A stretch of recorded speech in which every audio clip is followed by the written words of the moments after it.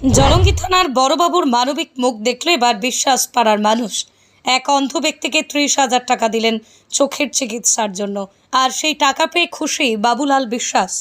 থানার ওসি সাহেব 30,000 টাকা আমাকে চোখের ট্রিটমেন্টের জন্য দিয়েছেন, আমি খুশি হয়েছি।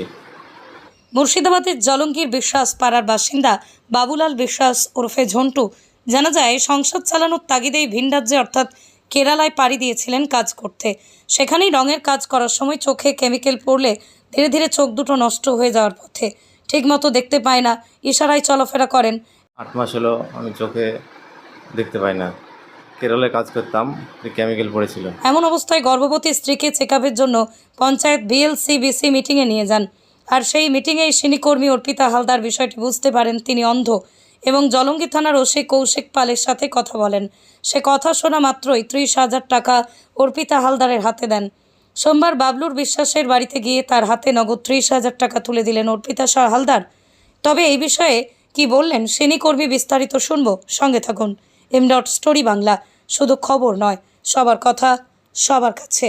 টাকাটা দিলাম মূলত আমাদের প্রতিটা ব্লকের যে ব্লক পার্লামেন্ট আছে, বিএলসিবিসি কমিটি আছে, একই রকমভাবে পঞ্চায়েত লেভেলেও ভিএলসিবিসি কমিটি আছে এবং সেটা সংসদে।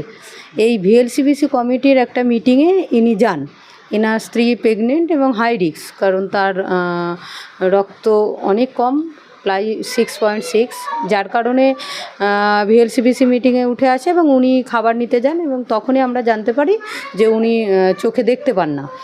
সেটা কেরালায় গিয়ে কাজ করে ওতে কেমিক্যাল পড়ে চোখে, যার কারণে চোখটা প্রায় নষ্ট দিকেই, কারণ উনি আন্দাজে চলে, একদম ঝাপসা দেখেন।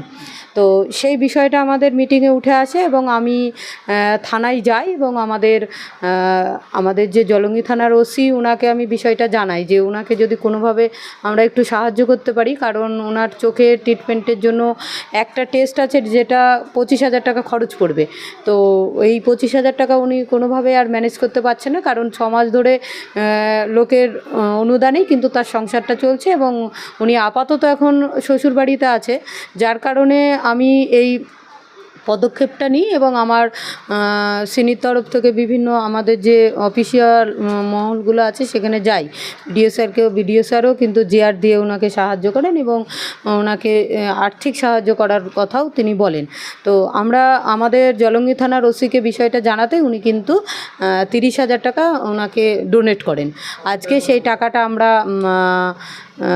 ওনার হাতে তুলে দিলাম এবং আগামী দিনে যেন উনি চোখে দেখতে পায় এবং ওনার ট্রিটমেন্টটা যেন ঠিকঠাক হয়, যার জন্য কিন্তু আজকের এই উদ্যোগ। আমি একজন সিনিকর্মী, আমার কাজই এটা যে মানুষের পাশে থাকা এবং নারী শিশু, আমার সিনির কাজ নারী ও শিশুর সুরক্ষা, পাশাপাশি আমার প্রতিটা এলাকার প্রতিটা মানুষ যেন সুস্থ থাকে, এটা আমাদের কাজ।